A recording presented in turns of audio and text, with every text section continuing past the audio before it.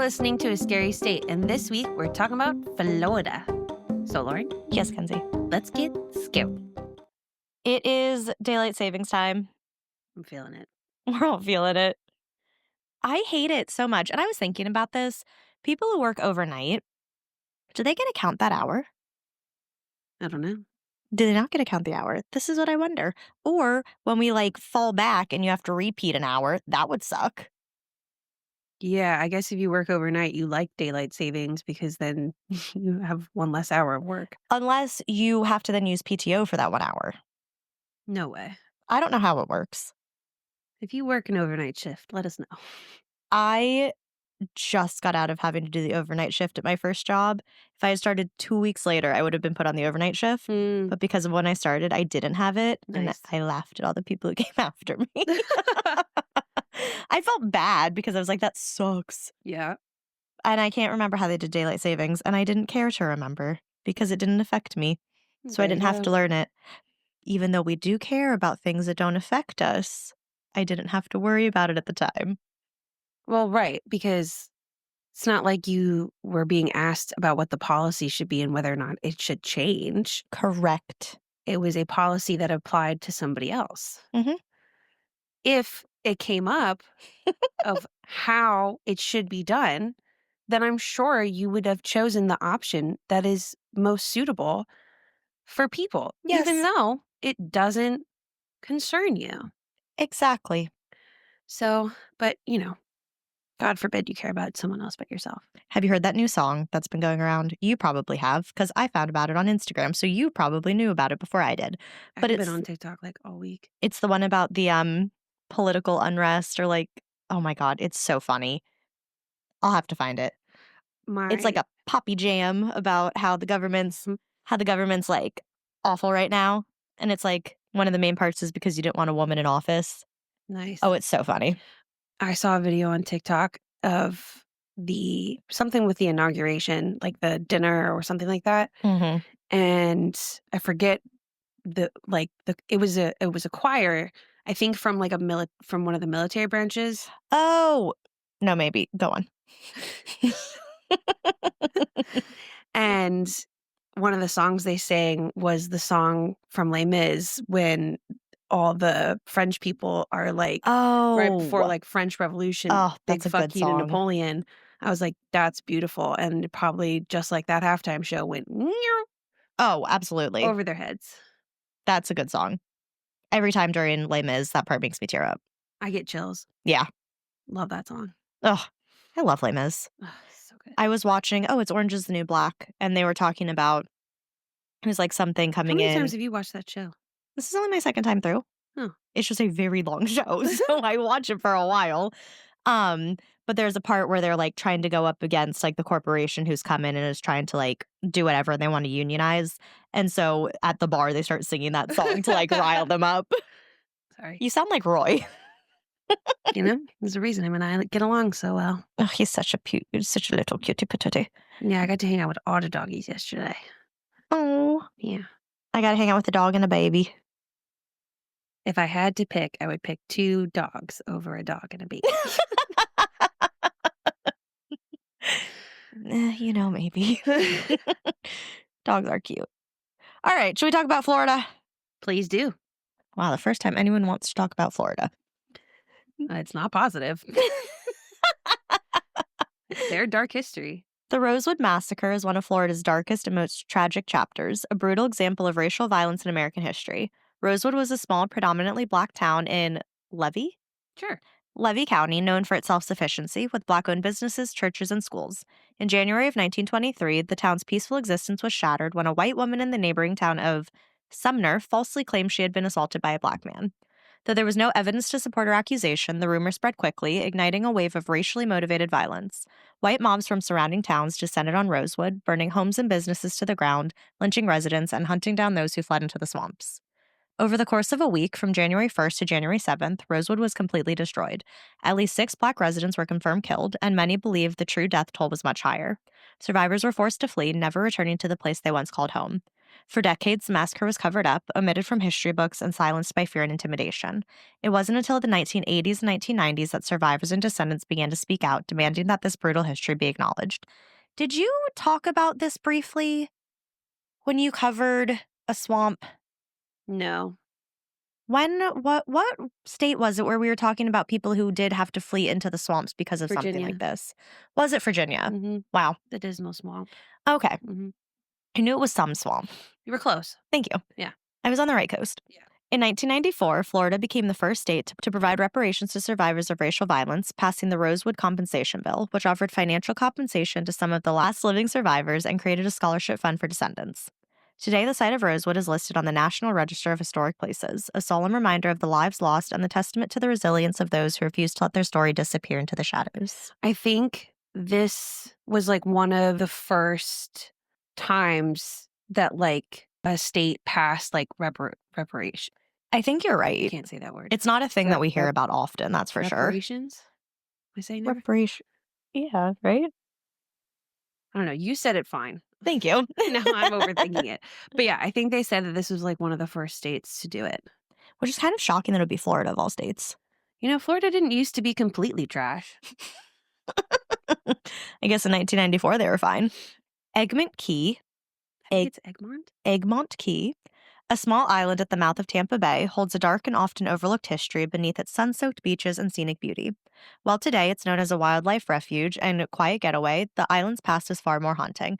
Refuge is still one of those words that trips me up every time I have to read it. I know, because you always pause. I know, because I don't know, because it doesn't sound right to me. During the Third Seminole War in the mid-1800s, Egmont Key served as a military prison and detention center Why where did you say it like that? I don't know. That's how I need to say it. Okay. Where hundreds of Seminole men, women, and children were held in brutal conditions before being forcibly removed from Florida and relocated to reservations in the West.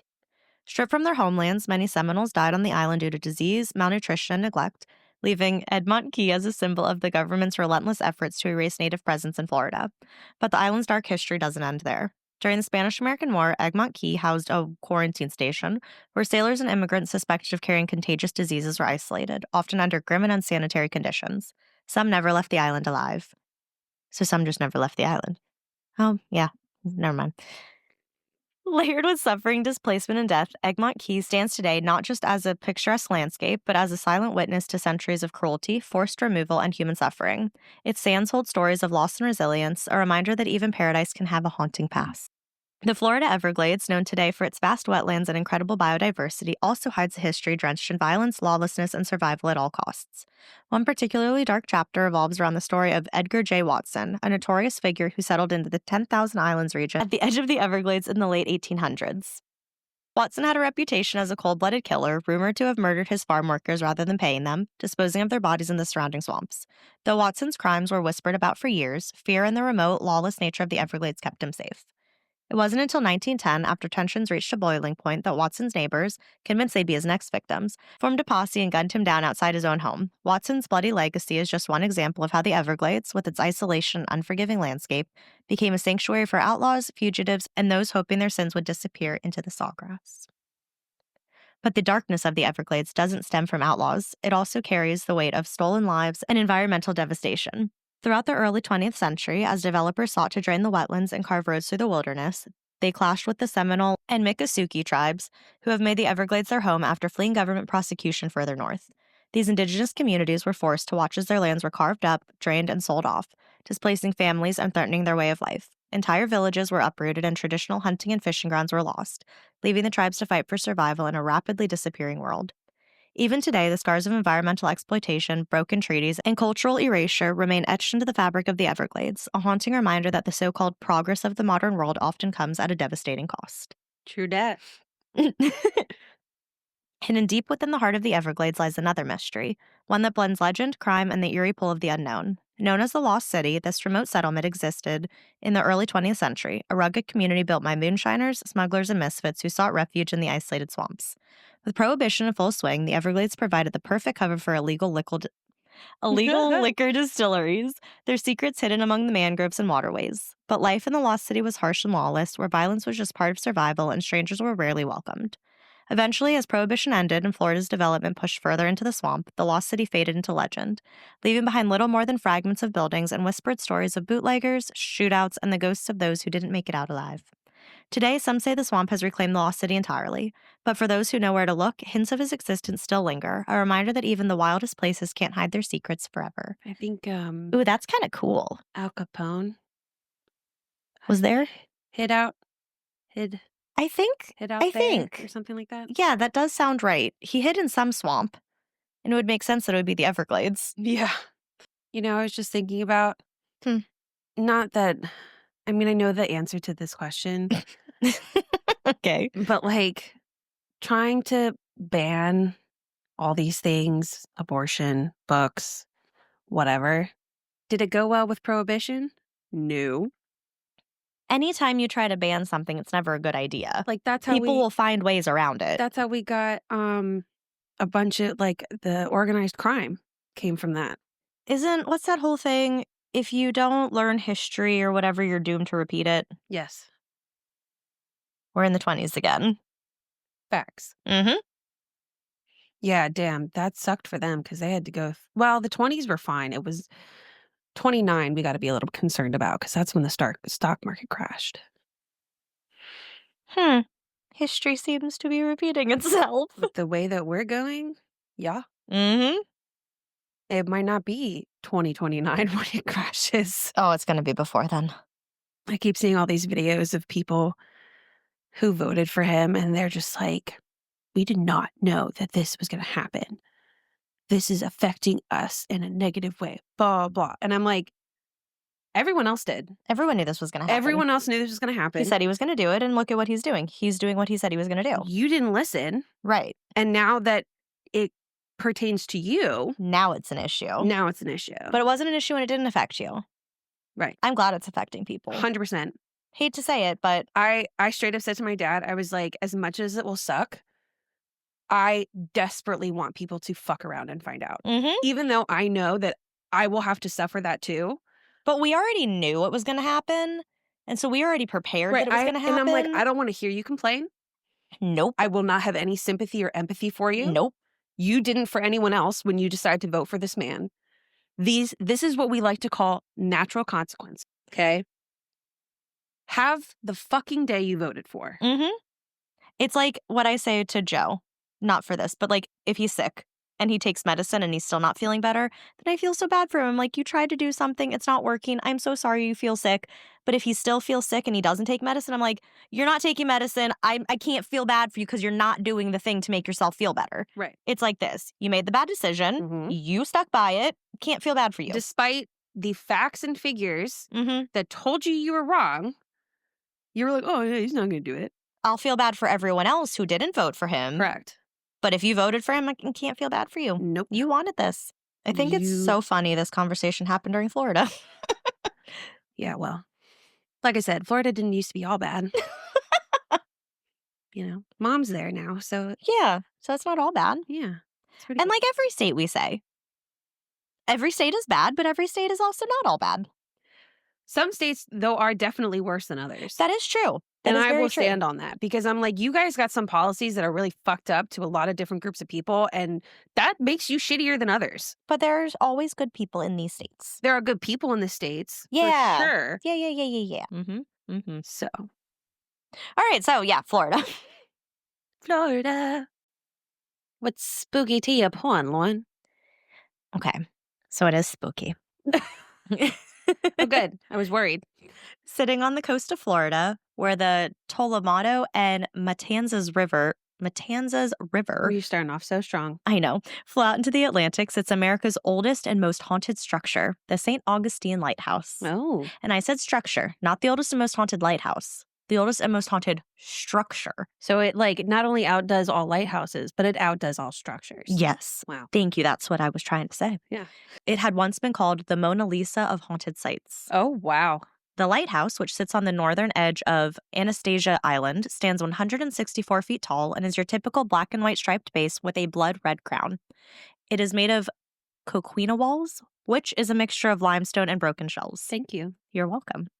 St. Augustine, the town, was founded in 1565 and today stands as the oldest continuously occupied European settlement in the U.S. Mm. The lighthouse in particular was built under the Spanish crown shortly after the city was founded, and records show that the lighthouse was up since 1589. Wow. When it was first built, it wasn't intended to be used as a lighthouse as they're used today. Its sole purpose at the time was to keep watch for enemy ships, as the Castillo de San Marcos, a military fortress, was being built. It stood at its spot until 1737 when the original wooden structure was torn down and a new, sturdier watchhouse was built. The land was taken over by the British between 1756 and 1767 during the 7 Years' War, Mm. a war that actually lasted only 7 years. Mm. They added 30 feet of wooden construction to the top of the watchtower, as well as a signal fire, which essentially turned it into the lighthouses we know of today. It's crazy. Like, obviously, it's an inanimate object, but I just think about, like, that thing has been around for half a century. I know. I mean, not half a century. A really long time. Yeah. No, No. because it's 500, so half of 1,000 years. Anyway, take that out. It's been around for, like, 500 years. There we go. That's a better way. I just think of, like, all the history and all the things that have happened in 500 years that this lighthouse was witness to. I know. It's crazy. It is crazy. Even though, like, it wasn't really a witness because it's a building, But, like, kinda. but, like, still. It makes sense to say it. Yeah. The British were hoping that this new installation would help lower the amount of shipwrecks that were occurring in the inlets around the island, but it didn't, and they continued to be a serious problem. It was really bad in 1782 when 16 British ships were wrecked during a storm as they were trying to evacuate troops from the battles of the American Revolution. Finally, in Bye. Finally, in 1824, after changing hands a few times, the American government deemed it an official American lighthouse. It had to be moved further inland in 1867 due to raising sea levels. Then in 1874, construction finished on the new 165-foot tower, complete with 219 steps. No, thank you. I know. Then again, after destruction and new technology and whatnot, the St. Augustine Lighthouse and Maritime Museum opened in early 1994, and soon the site was added to the National Register of Historic Places. Do you know how difficult it is to be a fan of a lighthouse and just, like, see it as a center of peace and be terrified of heights so you can't even fucking climb up to the top? 219 steps is a lot of damn steps. Do you know how yes, that right there alone, an issue. Secondly, to then I'm up high. Right. I mean, you do have to be up really high in a lighthouse. Which, like, I get it, makes sense. But I live this conflicting life because I, have this dream where I'm a lighthouse keeper off the coast of Maine with my 8 big fluffy dogs all by myself. Oh, it's the coast of Maine now. Yeah, I think I would like Maine. Okay. Because it's cold. I know, but then I could get a Newfoundland and they're big and fluffy. Okay. All right. I see. Yes. They're so big and Choosing fluffy. the location based on the dog you want. That's actually very responsible dog ownership. Thank you. Mm-hmm. If I want big fluffy dogs, I probably have to be. I gotta make a sacrifice, and I'm willing to do it. And they'd keep you warm anyway, so it'd be fine. Exactly. I But get it. it'd be hard to be the lighthouse keeper because I'd be like, well, fuck, I gotta go all the way up there. All the way up there. I'd be scared. And this lighthouse will not make you any less scared. Well, my lighthouse wouldn't be haunted. It would be brand spanking new. I feel like Maine has too many lighthouses, that they don't need new lighthouses, so you'd have to take over an old lighthouse. We'll see. Okay. We'll find you a little pond.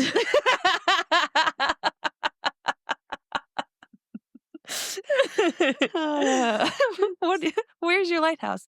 It's on a pond. I help the kayakers. I help keep the canoes from running into rocks. So today, our lighthouse actually serves as a lighthouse, as well as a museum and popular tourist destination. The main floor of the lighthouse was the living quarters for the lighthouse keepers, who were there to keep the lighthouse running, but a different building was eventually built, which became known as the keeper's house. Over the many, many years that the lighthouse has been running, countless keepers and families have come and gone, lived and died, with a few still remaining. So we will get into the ghosts. Yeah, 500 years, I'm sure. Oh, yeah. So there's often a lingering scent of cigars, even though for years the site has been smoke-free. That smell, though, is usually associated with what locals and lighthouse employees have called the man, or the blue man. He's often seen wearing a blue jacket and a mariner's cap. I bet he's a patriot from the Revolutionary War. I don't think so. Not with the stories we have of this man. Darn. I was hoping it would be not the Civil War. It's not. No. Okay. No, we're not related to the war at all with this man. Oh, good. Okay. He's just wearing a blue jacket. So he's called the Blue Man just because his jacket's blue. Oh, Not like war jacket, just a blue jacket. okay. You can have favorite colors and not be associated with the war. So he is tall and thin Yeah. and usually seen walking up and down the spiral staircase or looking down from the catwalk above. Because of this, Why would you want to walk up and down those staircases? you have to as the lighthouse keeper. Yeah, but he's dead. He could just be reliving his lighthouse keeping duties. Maybe that's how he died.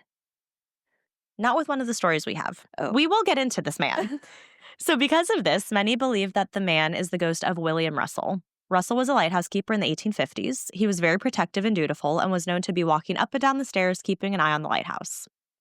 Then there are some who believe that it is Joseph Andrew. The last name is spelled Andreu. Yeah. So we'll say Andrew. Joseph had looked after the lighthouse in the late 1850s also. One day, August 20th, 1859, Joseph was out on the scaffolding putting a fresh coat of paint on the lighthouse when he fell to his death. So I was right. He was on the scaffolding outside. He didn't fall down the stairs. Close enough. Kind of. He was known to smoke, as why Cigars? Cigars? as why people think he is the spirit responsible for the cigar smell. But to announce his presence, Joseph likes to move objects around and open doors. That's not nice. Some people have even reported what sounds like the screams of someone falling to their death. But it could also be the lighthouse's very first keeper, Peter Rasmussen, which I feel like is a very common name we Why hear a have lot. we been saying that name so much? I They can't know. all be related, can they?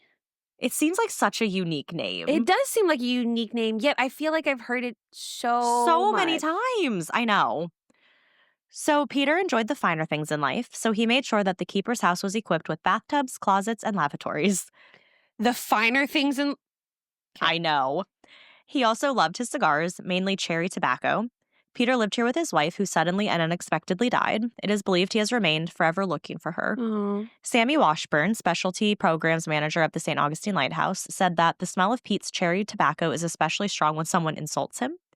He has also been known to push people down who have insulted him. Damn. The sound of children's laughter is also often heard, as many children have lived here with their fathers working at the lighthouse. One of these families was the Pittee family, Pittee family. Construction on the lighthouse needed to be completed, and Hezekiah Pittee was the man for the job.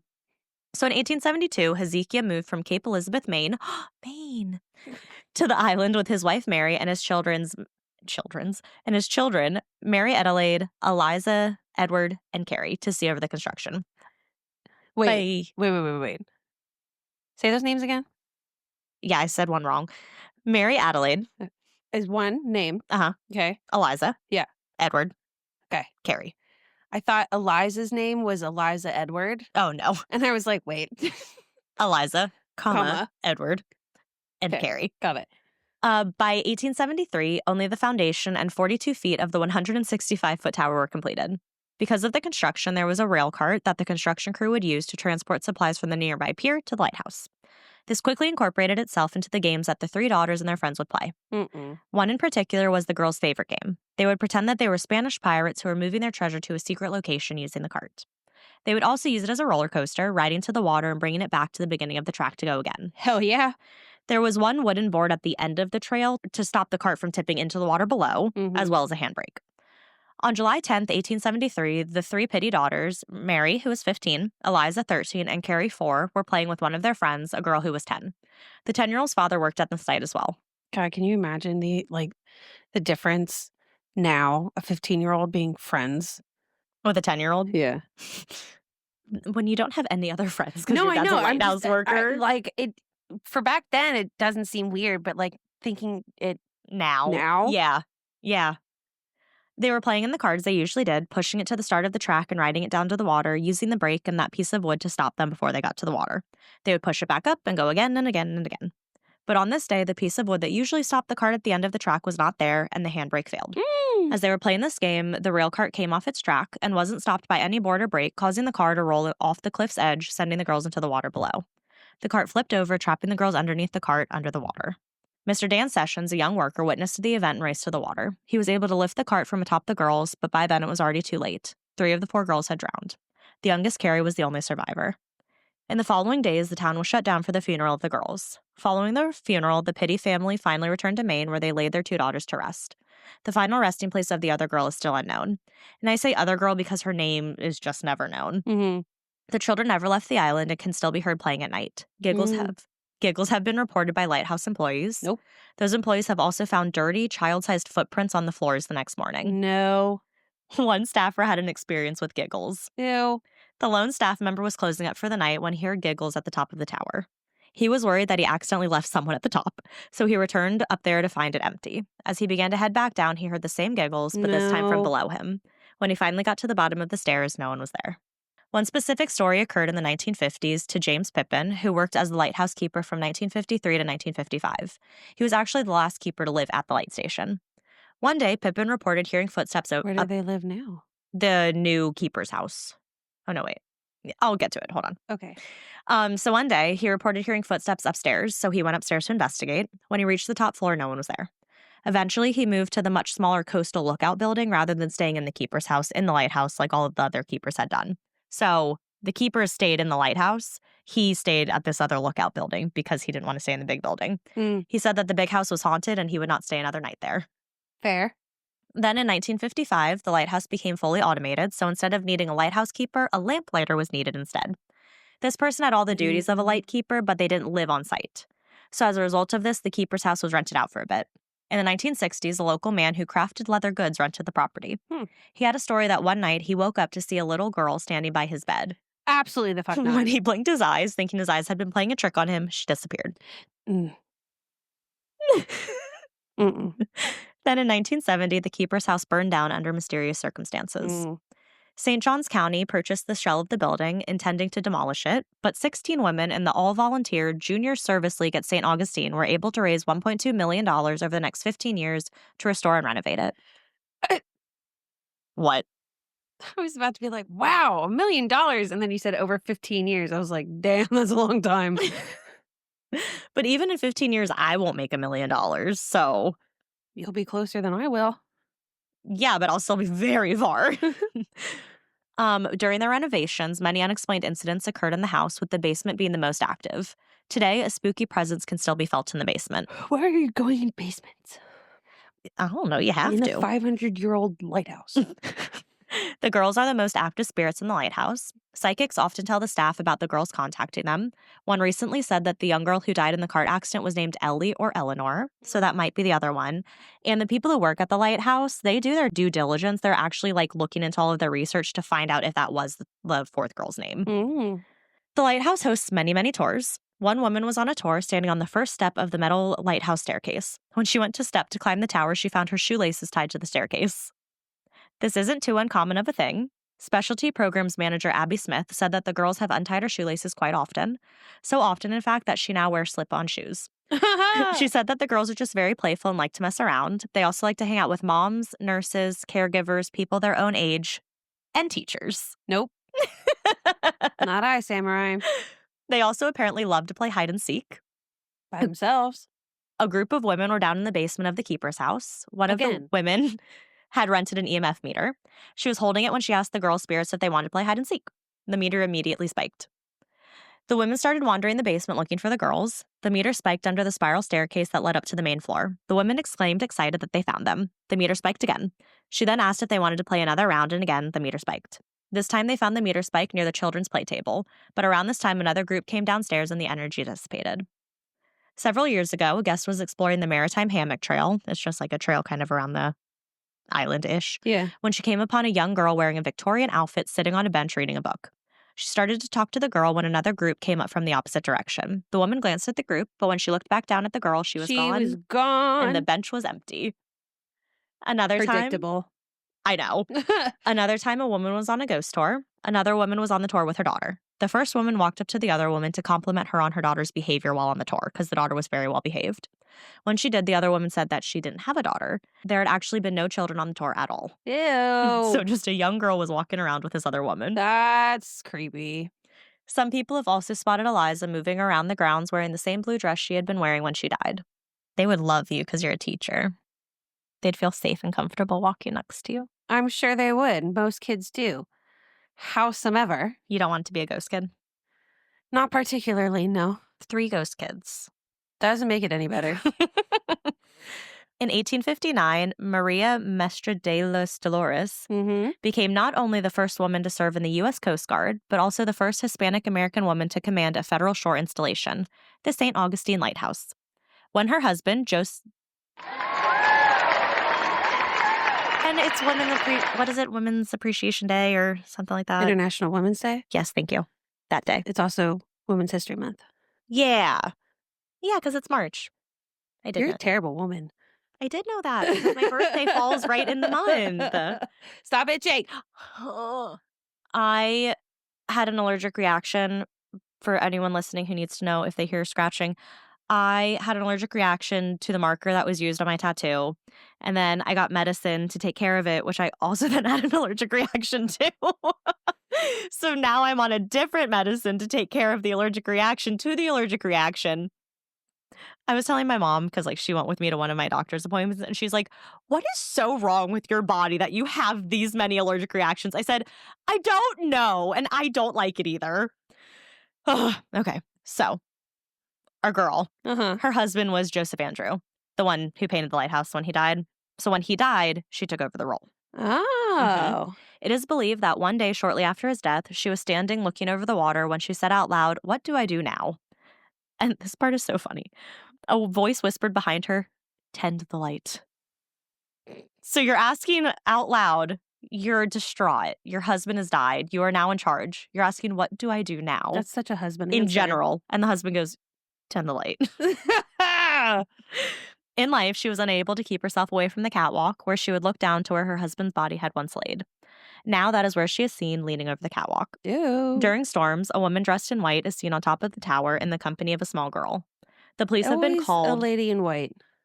Always. I mean, maybe when you die, the ghost people, as they're getting you ready to like come back into life as a ghost, they ask you, "What do you want to wear?" That's an oxymoron. Yeah. But maybe they ask you, like, "What do you want to wear?" Like, we have this like gray dress, we have this brown dress, we have this white dress. And they're always like, "The white looks the best." So they wear the white.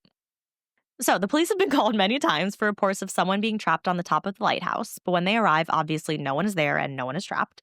Others have seen who is believed to be Maria walking the yards in a flowing white period dress with long black hair.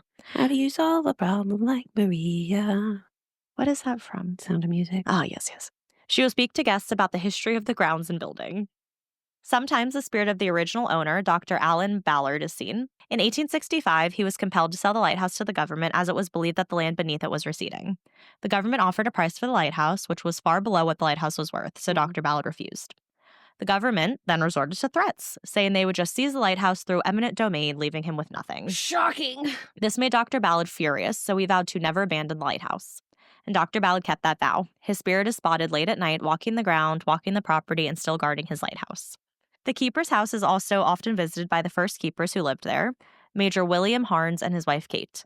The major had died of malaria and TB after 13 years of living here. That sucks. His coughs can still be heard. Ew. If you are all alone in the house, you may even hear those coughs right in your ear. Ew, that's rude. I know. There are also indentions on furniture that appear as if someone is sitting in that spot. People have also reported hearing a long, drawn-out sigh, as if someone just got home after a long day and were making themselves comfy. There is a rocking chair that will move back and forth on its own.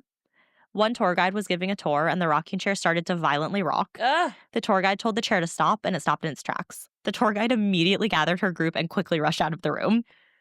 I could never be a tour guide for one of these places. I kind of think I would love it. Oh, I'm sure you would. I have no doubt. I'd have a great time with it. I would love to be one of those people who do like the ghost tours in like a town and you like walk the people around the town telling about the history. I would love it. Over and over Mm-hmm. and over again. You're telling the same story. Yep. Over I'd be fine with it. and over. I'd get my exercise in. I'd get the story down pat. I'd have a good time. Change haunted towns like every couple months, just go to a different haunted I don't town. even think I'd make it a couple months. I think I'd make it a couple months because it'd probably take me that long to get it down. And I'm like, cool, now I have it down. And so I'd want to like be good because I had it down. Right. But then I'd be like, okay, now I'm bored. Right. Yeah. Yeah. But like every news story, you'd like add a little bit of flourish here and there. Well, then I would just eventually end up changing the whole fucking story. Mackenzie, why are you telling people these lies? I don't know. I got bored with the old story. This one's much more fun. Like, I needed to jazz it up a little bit. A father and son are seen on the stairs of the lighthouse. A man who hung himself on the porch is still seen around, and his negative energy can be felt. People have made their way to the basement of the keeper's house, feel a negative presence and oppressive feeling. Yeah, because it's a fucking basement. A man is also seen down here just walking around, completely ignoring anyone who he encounters. Staff members say that they lock the door at the top of the tower each night before leaving, but every morning when they arrive for work, the door is unlocked. So Two, why lock it? right. Probably just one of the duties to check off the list. 2 employees were also once locked in the lighthouse and had to crawl out of a side window to get out. Sometimes people have difficulties climbing the 219 steps to the top. Shocking. I can imagine. All of a sudden, they will feel a hand on their back, sort of helping and guiding them up to the top. That's kind of sweet. Mm, That's kind of sweet. it's nice, yes, but But you don't love it. no, but it would cause me to just run right back down. You wouldn't want to run up because the thing's technically behind you? Well, for one thing, I'd probably think it's you because I would make you be behind me.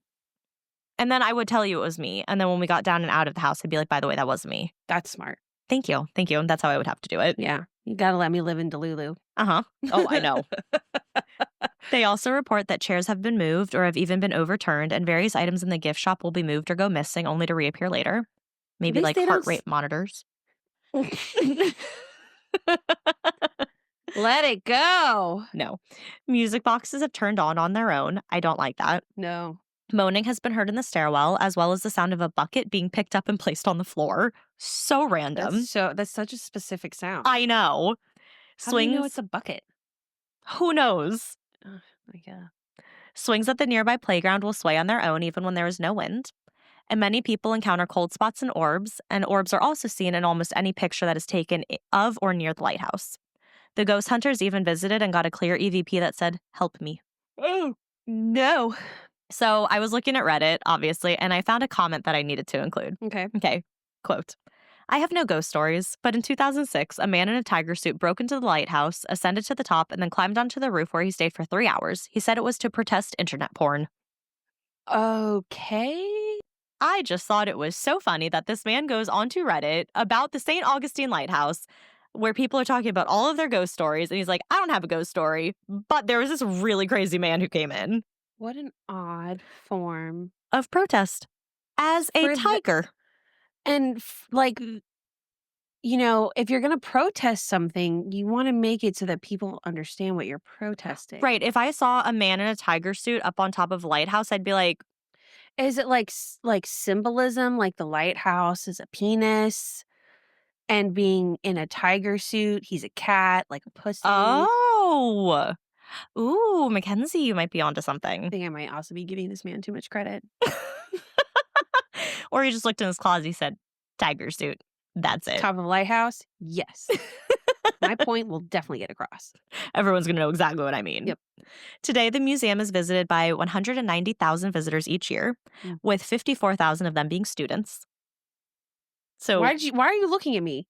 I don't know, students field trip. That would be such a fun field trip location. Over my dead body, would I take a field trip out of state? Okay.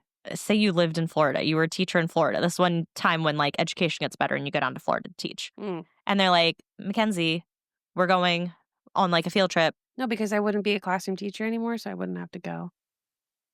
Mackenzie, we really need chaperones. Sucks. I've said no to going on a field trip before. And you'll say do it it again. So there you have it, the most haunted structure in the U.S., the St. Augustine Lighthouse. That's crazy. Yeah. The place is wild. I think I'd go because it doesn't seem like any of the spirits, other than the basement, and I wouldn't go to the basement, they don't seem too mean. No. They just seem kind of like they're chilling. Sure. I'm not going. I'd go. I would go. Because it doesn't seem like I'm not the malicious haunting kind of place. I'm not going to go there. Mhm.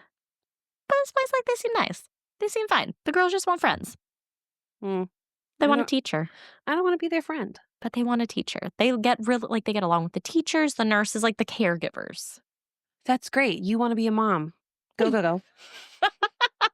They'll love you.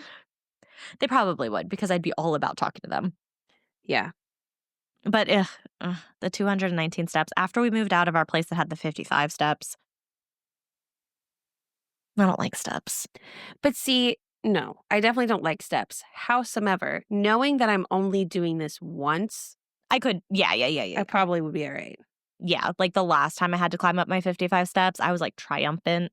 I was excited. I was so happy. And then when I closed that door and locked it for the last time and walked down the steps for the last time, oh, joy. Yeah, that shit was a bitch. It was awful. It's terrible. And now there's only 7 up to our front door. It's much, much, much, much better. It's so nice. Yes. Roy loves it too. Every time when we were at our old place, he knew the stairway to get upstairs. He would purposely try to avoid it as we were coming home. And I was like, that is the only way upstairs. Like, you have to go up. Yes. And then he would like act like a little pain as he's like struggling his way up. I said, I know Like, you're fine. literally dragging him up the stairs. I know. Yeah. Ugh. But yeah, I'd go here. And it's pretty. It's like when you think of what a lighthouse would look like, that's what this place looks like. A lighthouse? But like the black and white, like stripes, like swirly stripes, and like the red top up at the top. Yeah. Yeah. Yeah.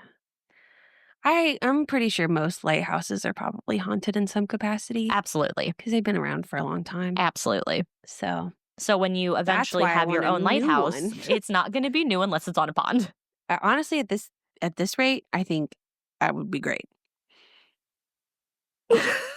Just watch it like there's like We'll all the make sure it's a ghosts. really big pond, Okay. so it's not like completely crazy. Ooh, like a Great Lake. Well, that's a lake. Yeah, but like a lake is small, but then you think of the Great Lakes and those are really big lakes. So it could be like a small pond, but then we have like a great pond. And you'll be the lighthouse on the great pond. Got it. In Maine. In Maine with 8 dogs. With 8 dogs. Yeah. All right, Mackenzie. What Florida story do you have for me? It's sad. Oh, good. It's really sad. Just bring us down. Yeah. But first and foremost, I need to apologize to the metalhead community because I slightly messed up the lyrics of Teenagers by My Chemical Romance. And I realized it when I was editing last week's episode. Mackenzie. Yeah, I said they'll wear black, but it says we should wear black and strike up a violent pose. Maybe we'll leave you alone. Yeah. But I didn't mean when I said teenagers scare me. Yes. And it's wild to think that I was one at some point, but I don't remember being scary. I don't think we were scary. I don't think we were scary. We were like the least intimidating teenagers in the 100%. world. Thought we were badass bitches, Oh, yeah. but I we were noticed it actually now. baby back bitches. When I like walk Roy, we're right by high school. So like the kids are always out of school. And so I'll walk Roy and I like see all these kids and I'm like, oh, children everywhere. So I've like changed my route to avoid having to walk by kids. That's fair. That's 100% fair. I don't mind like when it's like a big group of girls though, because then they look at Roy and they're like, oh my God, so cute. And I'm like, yes, you guys are nice. Or when they like run by, Roy will like turn his head and like make his little cry and they're all like, oh, as they keep running. I'm like, okay, see, that doesn't scare me. You guys are nice. But then there's other teenagers who I'm like, oh God. Just all of them. All of them. I'm too old. The team we talk about today is also scary. Good. However, it does raise the question, what is the level of accountability one should have when they commit a serious crime at such a young age? Okay. Disclaimer, because this case is so new, it was very difficult to find a lot of personal background information on like the victim and the family. So like some information is missing. So like I might mention something, you're like, oh, what is that? And I won't be able to tell you. Okay. But that's why. All right. It's very new. Ooh, I'm interested. We have a new case. New, brand spanking new. Tristyn Bailey was 13 years old and in 7th grade at Patriot Oaks Academy in May of 2021. She was on the school's cheerleading squad and was described by her coach as, quote, she is the most cheerful, most spirited, friendliest person. She is down to do basically whatever really to help unite the team. Whatever it takes for like the team to get to the next level, she's the person to like help and push the team forward. Aww. Tristyn was the youngest of 5 and was born in Singapore. Wow. Isn't that cool? The family was in the midst of moving when they discovered that they were expecting their 5th child. Mom, Stacey Bailey, recounted a concerning pregnancy. Quote, I was terrified to be pregnant in a foreign country, but soon found myself with amazing medical care. I was put into a high-risk category, and I had a high-risk doctor because we were told that Tristyn potentially had Down syndrome. And then it got worse from there as they found a spot or potentially a hole in her heart. Oh, no. Thankfully, Tristyn was born without any complications and grew up to be happy, healthy baby. Oh, good. That's so scary. Absolutely. She spent her first 4 years of life in Singapore and had a very close bond with her older siblings. Tristyn was always very social and strived to do her best in every aspect of her life. She started cheerleading at a very young age and pushed herself to be the best she could be and encouraged others to do the same. Do you know, like, the age difference between her and her siblings? No, Okay. that I do think that one of them is old enough to not be in the house anymore, Okay. but I don't know. Because I didn't know, like, if, she was, like, not obviously not planned, but, like, if it was, like, a uh-oh, not planned, like, way later down the road, or if it was, like, a I don't think it's like there's still kids living in the house when she was there. okay. So maybe they're like high school, Okay. something like that. I don't, like I said, it was Right. hard. Like the only reason why I know some of the siblings' names is because the mom said it like in her testimony. Right. Okay. So I don't know. Okay. Yeah. She was an excellent student who got good grades and had many friends. She was fiercely protective and always stood up for others who were being bullied. Tristyn and her mom would spend many weeks traveling for cheer, and it is a time that mom looks back on fondly. She said, quote, "I spent so many weeks traveling with Tristyn for cheer. Over the years, I was lucky enough to have a lot of one-on-one time with her. During those times, we would have conversations about friends, school, the good and the bad. I will never forget a conversation about one boy in particular who was always getting in trouble in her class for years. I always ended the conversation with, just be kind to him. He probably needs friends. He probably Oh. doesn't have many." She later told Jack's Action News, like as in Jacksonville, Yeah. quote, "The boy told me she, as in Tristyn, would show up in the hallway after he would have a really hard day and say, 'Tomorrow is a different day. It's going to be better.'" Oh. It was Mother's Day weekend in 2021, and the Bailey's family was preparing for an event at their family business. I don't know what that is. Earlier in the week, Tristyn asked her mom if she could go to Food Truck Friday Oh, because all her friends from school were going, which fun. sounds like a lot of fun. I want that. At first, Tristyn's mom said no because the work event would prevent her from being able to go with her daughter. Mhm. Mom was not comfortable with her daughter going without supervision. And how old is she at this time? 13. Okay. Tristyn had begged her mom to go and that her friends' parents would be there. Mom agreed that if she were able to meet the parents, then she would consider letting her go. See, that's gonna be such a hard part of being a parent. Cause, like, our parents didn't meet before we became really good friends. Uh-uh. It was just like, "Oh, okay. Like, sounds good." I have this friend and she's going to sleep over at our house. Right, right. Like, "Mom, I'm sleeping over at this girl's house. Like, we don't really hang out much, but, like, I'm gonna go sleep over there." "Oh, okay." And look at us now. Look at us. So they drove to the friend's house and Stacy, the mom, Mhm. met the parents, learned that the dad would be accompanying the girls and then bringing Tristyn home. What Tristyn's mom didn't realize was apparently many of the young teens had planned on sneaking out that night to be with friends. Of course they do. Yeah. That just reminds me when we were at Jesse's house that one time, and she would unlock her basement door so we could sneak out. But then she was showing us, she was like, "Look, alarmed, unalarmed, alarmed, unalarmed." And then you hear dad from upstairs, "Jessica!" Yeah. But yeah, that's how we were going to sneak out of her house. From yours, your mom was like, "Just go out the front door." You're like, "No, I No. want to sneak out." So we I'm climbed out. going to sneak out We climbed out where a patio would go, like over the metal bars, and like slid our way down. and walked back in through the front door because we couldn't get back in that way. Oh my goodness. Yeah. Not good. But yeah, such a common thing to want to sneak out when you're a kid. 100%. Oh man. When Friday night arrived, it had been a normal day in the Bailey house. Tristyn and her older sister, Sophia, were planning what they were going to make for a surprise breakfast for their mom. Oh, that's sweet. Right? The family went to dinner together and visited another one of their daughters, Alexis, to see her new litter of kittens. No. They didn't stay long because everyone was tired, but later Stacy Bailey would recall that she had wished that she had never gone to bed and stayed up later. The next morning, Sophia was preparing breakfast by herself because Tristyn had not come down to help. Tristyn's brother went to wake up Tristyn, but discovered that she was not in her room. Panic immediately set in, and Mrs. Bailey thought to herself, this can't be. She must be in the bathroom or her sister's room. Mm-hmm. Mrs. Bailey ran upstairs to see for herself that her daughter was, in fact, gone. Oh, terrifying. Mrs. Bailey shared what happened over the next few hours. Quote, "We all frantically were yelling for her and running through the house with no reply from our precious daughter. Forrest," that's Tristyn's dad, "yelled for me to call the police. And this is where our nightmare went into full force. My heart was pounding with every second that passed, pleading with the police to help me. We soon found ourselves calling our friends on the phone, using social media, and yelling in the streets for anyone to help us. How could this be? The crazy thing about social media is there's always a trail, and we knew within an hour who Tristyn was last with. I thank God for that trail, even though I find some of social media to be the bane of my existence. The minutes turned into hours of us not knowing where our daughter was. I called her phone, as so many did, for it just to go to voicemail. Everything that happened that day is a blur. I do know that there were so many people trying to help find our daughter. Our community was there for us and completely put their Mother's Day plans aside. As soon as Tristyn was reported missing, investigators began canvassing the Durban Crossing neighborhood where she lived, reviewing home security camera footage, and conducting interviews with friends, classmates, and anyone who might have seen her that night.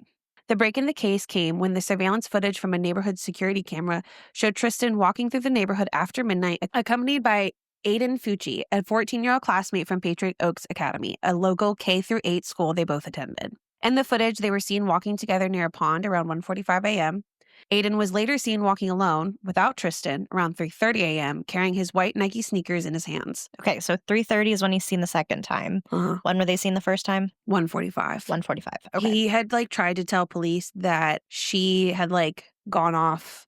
He had walked her to, where her street is, and she left. Mhm. And he just, walked around by himself. Okay, so we have an hour and 45 minutes of a time. Right. Sadly, Tristyn was found by a couple of joggers the day after she was reported missing. She had been stabbed 114 times. Oh my Isn't God. that insane? That's insane. Yeah. One of her sisters at the trial or whatever, during the victim impact statement, Mhm. she put 114 marbles into a jar, Oh, wow, that's good. and it was 3 minutes for her to put all the marbles into the jar. Oh my gosh. Yeah. When detectives spoke to Fucci, he initially claimed that he and Tristyn hung out that night but parted ways after an argument. However, his story was inconsistent, and investigators noticed scratches on his hands and arms, which he could not adequately explain. He tried to say that she, went to grab at him, in his nether regions, and he pushed her, and she fell and hit her head, and he, left her there. Okay. That's what he initially said. And this is the Aiden kid? Yeah. Okay. Fucci's parents were present during the interview, and at one point his mother, Crystal Smith, was caught on a home security footage trying to wash blood out of her son's jeans after the interview. Oh my God. The crazy thing about this is I'm like, you have obviously home security to protect you if someone comes into your house, and now it's being used against you. Right. Because now you have all this footage of not just the outside, the inside of your fucking house. Wow. It was just crazy. Yeah.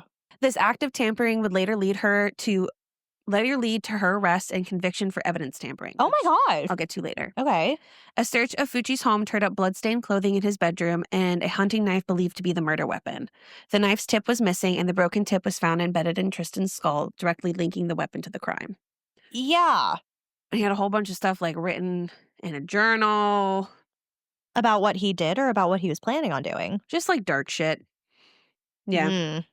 Blood evidence, DNA, and digital records placed Fucci at the scene and tied him to the attack. As the investigation progressed, detectives and prosecutors uncovered deeply troubling insights into Fucci's mindset, behavior, and obsession with violence.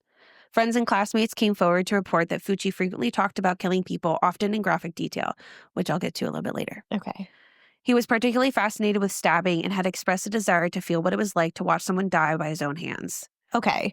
He has to be He's guilty, yeah? Yeah. Okay, yeah. I was going to say. Yeah, he did it, for sure. Okay. I was going to say, there's literally not even a shred of doubt in my mind that he's not. Yeah, no. Yeah. Okay. Witnesses described Fucci as someone who often joked about murder, carried knives to school, and talked openly about how he wanted to drag someone into the woods and kill them. Oh my God. Why are his parents not getting him help? Okay, sorry. Okay. These comments had once seemed like dark humor to some of his classmates, but in hindsight, they painted a chilling picture of premeditation and obsession with violence. One of the most disturbing revelations was the Snapchat selfie Fucci took while sitting in the back of a patrol car after being brought in for questioning. In the photo, Fucci made a peace sign and captioned the image, "Hey guys, has anyone seen Tristyn lately?" That's some twisted, fucked up shit. If I were a sibling of Tristyn's, I would have gone and murdered him. Yeah. I don't care. The callousness and lack of remorse shocked investigators and the public alike, further reinforcing the prosecution's case that murder was intentional, planned, and executed with cruelty. Wow. Psychological evaluations and testimony later revealed that Fucci exhibited narcissistic and violent tendencies, but there was no formal diagnosis of severe mental illness. Although some said that he would say he heard voices, and there was like something, I don't know if it was in a courtroom where he was like, people weren't sure if he was acting like he was hearing voices or not. Oh, mm-hmm. But regardless, that never comes back into play. Like, it doesn't impact anything, Okay. whether or not he actually did. Mm-hmm. Instead, prosecutors argued that Fucci was fully aware of his actions, understood the consequences, and even relished the notoriety and attention he received after the murder. Ultimately, the investigating showed that the murder was not impulsive, but the result of a deeply disturbed and violent fantasy Fucci had been harboring, one that Tristyn tragically fell victim to. Because of this, Fucci was going to be tried as an adult and would plead not guilty at his initial court hearing. Just wait. Okay. So, like I said at the beginning, because this case is very new, Mm-hmm. it was really difficult to find stuff about their personal lives. But I did find some background on Fucci based on like what his classmates and things like that told investigators. Okay. His friends told investigators that Fucci, quote, talked about death and killing all the time. He would frequently draw pictures of mutilated bodies, but his friends never believed he would follow through with the things he was saying. One of his best friends said, quote, you don't really take stuff like that seriously coming from a teenager. He said he wanted to slit someone's throat, and he said it would be satisfying. Oh my He talked about God. killing and fighting people. I've seen him practice stabbing motions with his knife. And I mean, you don't really take any of this stuff as in he's going to stab and kill somebody because he's just a kid. Yes, you do. We're all just kids. But I get his perspective. But like still. Like, Yeah, no, I do. Now that I'm older, I'm like, oh my God, I would say something. as an adult, But when you're younger, yeah. if adults knew about he was saying these things and they didn't look into it or whatever, yes, that's a problem. Yeah. But like a kid to another kid, Right. No, you may, yeah. You know what I completely mean? act like, yes. Yeah. I get it. According to Fucci's friends, his home life wasn't all peaches and cream. One friend said, quote, his mom was always mean to him. His dad was always mean to him. He was always in a bad mood. Fucci's girlfriend confirmed that Fucci and his friends did not his friends, sorry, and his parents did not have a good relationship. She said that his parents would constantly compare him to his half-brother and call him, quote, a disappointment to the family. That's sad. It is sad. She went on to tell investigators, quote, he felt neglected. He was the least favorite of the family. He told me that sometimes his dad would hit him. He was also described by friends as being a big pothead. His girlfriend recalled that Fucci was constantly getting high and once beat up a kid to steal his vape pen. Oh. It's not that serious, bro. No. The same night of the murder, Fucci and his friend had planned to steal some of Fucci's dad's weed. Fucci's girlfriend told deputies that he would talk about killing someone with precise details. She said his plan was, quote, that he would just walk at night or something and find like a random person walking and just drag them into the woods and stab them. Oh my God. He said that he thinks it's going to happen soon. He said, I should expect it within the month. And who's saying this? His supposed girlfriend. Jeez. She also told detectives, quote, he talked about wanting to kill me. Sometimes he would take his knife and pretend to stab me with it. Or sometimes he would come up behind me, put it against my throat and pretend to slit my throat. But he didn't. I wasn't scared or anything. She also told police the time that Fucci had tried to cheat on her with Tristyn Bailey after the two got into a fight. Oh. At the initial court hearing, Fucci appeared to be hearing voices. So this part. Right. Okay. Why am I here? He asked, rocking and looking around, mumbling, I won't let you demons take my soul. Oh my God. The incidents prompted some speculation that maybe he was faking, but both of Fucci's friends told detective that he did have mental health issues. I believe that, but it's like saying things like that specifically at that exact moment does seem a little like rehearsed, Yeah. like an act. Yeah. His girlfriend said, now, I'm not 100% sure if this was actually his girlfriend because when I would read some of these things like in newspapers, it just said friends and classmates. Mm-hmm. This was like on a blog and it said like best friend, girlfriend. I don't know if that was actually their relationship. Okay. But maybe. Mm-hmm. So this girlfriend supposedly said, Aiden told me that he had voices in his head that told him those things, that told him he was worthless and a disappointment. And I know that he struggled with self-harm sometimes. And he told me multiple times that he had hated himself and wanted to kill himself. He also told me that whenever he gets angry, that the voice tells him to kill people. And he knew there was something wrong with him. I think he wanted to reach out for help. One classmate said she knew Tristyn Bailey was going to hang out with Fucci the weekend of her murder. The girl said, quote, Tristyn said she was going to hang out with Aiden on Friday, but did not want said girl to come Mhm. because she had a bad feeling about it. A different friend said Fucci reached out to her that Saturday night and asked her to join him. So I think the next day. Mhm. But her mother said no, and when the girl told that to Fucci, she said, quote, Aiden started being and mean to her and calling her derogatory names. So like the friend of a friend is saying this. Okay. Like there's a girl who said no. Her friend is saying this is what he did. Okay. Okay. Mhm. She told investigators, quote, that could be her in indicating Tristyn and that she could be dead right now. So I think he like indicated to her because she had said no that could be you. Mm. Okay. Well, Oh, okay. yeah. While he awaited trial, Fucci was placed in in the juvenile section of Duval County Jail, and reports showed he had been in several fights and even tried to extort other teen inmates for their commissary, threatening to stab them. Oh my god. One teen told jail officials, quote, Fucci been saying he gonna stab me up. He going around saying we all something with a P, but it's blanked out. Oh, Maybe pussy? that's what I'm thinking. Yeah. Because most of in here for shooting someone and killing them. He says he real because he stabs a bitch face. I'm assuming it's bitch. Mhm. Face to face and take their life. It's like he get high off of it or something. Oh my god. On February 6, 2023, Fucci changed his plea to guilty of the fatal stabbing of his 13-year-old classmate, Tristyn Bailey. Jeez. Fucci, now 16, said to the judge, I just want to say I plead guilty and I'm sorry for the Bailey family and my family. About a month later, Fucci was sentenced to life in prison. Judge R. Lee Smith described the crime as, quote, heinous, atrocious, and cruel. He told the court, quote, this crime had no motive. It was done for no other reason than to satisfy this defendant's internal desire to feel what it was like to kill someone. It was committed in cold, calculated, and premeditated manner without any pretense for moral or legal justification.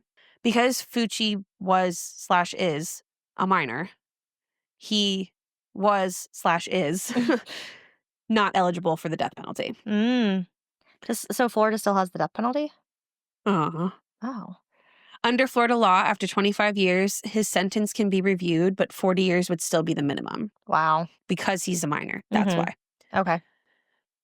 So Crystal Lane Smith, Fucci's mom, Mhm. was also charged with a crime after deputies say surveillance video showed her washing blood out of her son's jeans after his arrest. How do they get that surveillance video? I'm Like a warrant kind of thing? I'm assuming Okay. after they picked him up as like their prime suspect, they probably got a warrant for the house. Wow. Yeah. So she originally pleaded not guilty to evidence tampering. According to deputies' reports, when she was with Fucci in the sheriff's office interrogation room, she advised him to, quote, find his story and stick with it. Reports say she also, quote, attempted to convince him he was wearing khakis the night of the murder rather than allegedly bloody blue jeans. Oh my god. The report said Smith whispered the word blood to him as if to remind him his pants were not clean. Crystal Smith, 38, ended up pleading no contest to a charge of tampering with evidence, a third-degree felony which is punishable by up to 5 years in prison. Wow. In accordance with the plea agreement, the judge adjudicated Smith's guilty of the offense and sentenced her to 5 years probation with the condition she serve 30 days at St. John County's jail with credit for 1 day already served. That sucks. One day. The only person to go to like the trial to speak like on his behalf for like sentencing and stuff was his grandmother. Oh. Like his mom didn't even go. Wow. And like the family would say that like they felt like grandma's like apology and all this kind of good stuff was like genuine. Mhm. And he had written some sort of apology letter. Fucci Mhm. did? But Tristyn's parents were just like, no, that's not. Yeah, no. So, like I said up at the top, when you're 14 and you stab someone 114 times, My god. obviously you're going to go to jail. Yeah. Not saying that there shouldn't be accountability. But we've had stories on here before where they commit the crime when they're a teenager, Mhm. and then 25 years later, they're now an adult and Right. can have a full frontal cortex. Mhm. And so what does that mean? You know, what is the standard for holding a child accountable to something like that? See, I get that. Like, I get where we have the debate. But it's also at the same time, I was a child and I never stabbed anyone, Right, you and know? And they it's like, I just think that that's a predecessor, there we go, of their violent tendencies that they'll have in the future. yeah, but, like, for him, he got caught right away. He wasn't Right. able to do it again, so now he's gonna grow up, essentially, in jail. So, ideally Which also isn't a great place to be because I don't no. think jail, at least in the United States, jail is not meant to rehabilitate. Right, It makes criminals better criminals. which is so in an ideal world, if he's going in when he's a kid, easily influenced in the sense that there could be rehabilitation. Could be. In our system, who's to say you're putting a kid with a bunch of adults? Right. You're putting a kid with better criminals. Right. So, but I did ask ChatGPT to like look into like what the research says. About putting a kid into prison. Yeah, and like what it says in terms of like the level of accountability that is acceptable to what's the word? Like the level of accountability. Right, like that is appropriate to hold them to. Okay. So it said research indicates that adolescents possess distinct developmental characteristics that influence their decision making and impulse control, impacting their level of accountability in criminal activities, including homicide. The legal system has evolved to reflect these findings, leading to significant rulings by the U.S. Supreme Court. So one was Roper versus Simmons in 2005. The court abolished the death penalty for crimes committed by individuals under 18, acknowledging the reduced culpability of juveniles due to their lack of maturity and susceptibility to external pressures. I do think that makes sense. Graham versus Florida, 2010. This decision prohibited life imprisonment without parole for juveniles convicted of non-homicide offenses, emphasizing the potential for rehabilitation in young offenders. Okay. Miller versus Alabama, 2012. The court ruled that mandatory life without parole sentences for juveniles, even in homicide cases, violate the Eighth Amendment's prohibition on cruel and unusual punishments. I do get that. I do think that children should not get life in prison without the possibility of parole. I Yeah. completely agree with that. The decision requires individualized sentencing considerations that account for the offender's age and the nature of the crime. So looking at it truly by a case-by-case basis. Which I think is also good. You can't lump everything together. Correct. Jones versus Mississippi, 2021. The court clarified that while discretionary sentencing is necessary, it is sufficient under the Eighth Amendment. Sentencers are not required to make a separate finding of permanent incorrigibility before imposing a life without parole sentence on a juvenile offender. Okay. I don't even know what I just said. I think that's pretty much also like, we can't give them life sentences without parole kind of thing. Yeah, I think you're right. Yeah. They just used a lot of big fancy words for something they could have said much shorter and more concise. Yes. The rulings underscore a legal trend towards recognizing the development differences between juveniles and adults, leading to more individualized and potentially lenient sentences for young offenders. In Virginia, where you are located, the legal system aligns with these principles.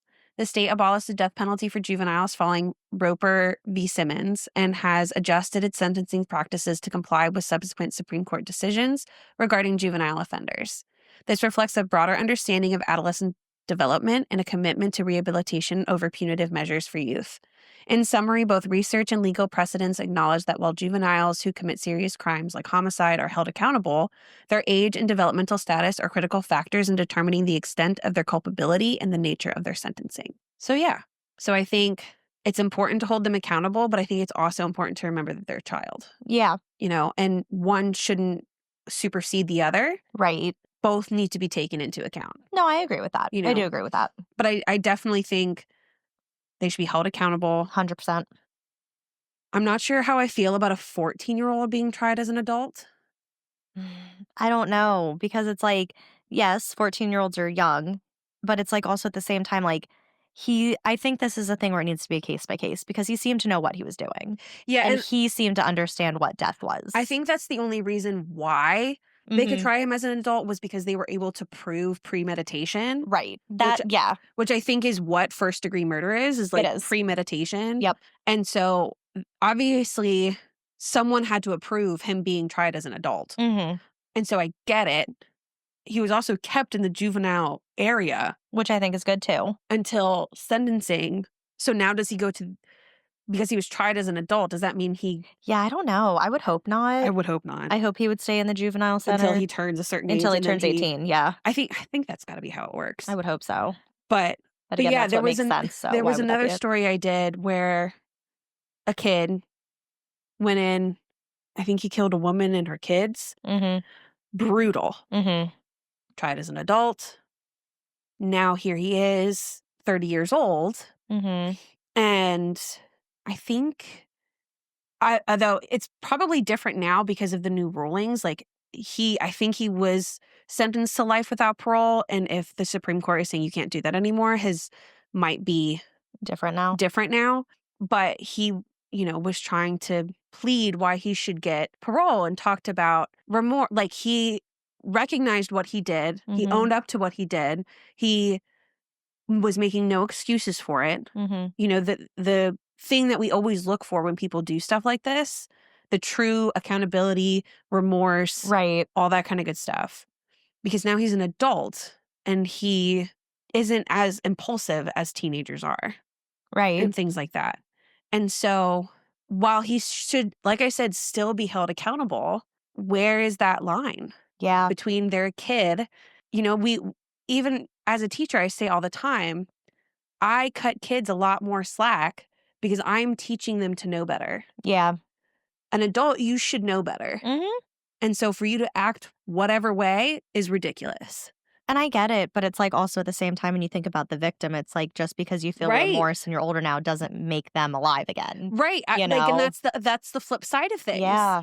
It's like I think about them as a kid, but then I also think about if that kid did something to my family, Right. how Exactly. would I feel about that? Yep. Would I want them to be able to go free? Right. Because at the end of the day, they still made a choice that they knew was wrong. Yeah. It's That's the not thing. right. Mhm. And so, like I said, it's just this weird line that I don't know. And 101 times or 148, whatever the number Yeah, it was was, crazy amount. that's a lot. Like, you It's know what so you're much. doing at that point. Yeah. Like, you know what you're doing. You know that there's no way someone's living past that, and you know that this is killing them. Yes. And like, I think they said 49 of them were defensive wounds.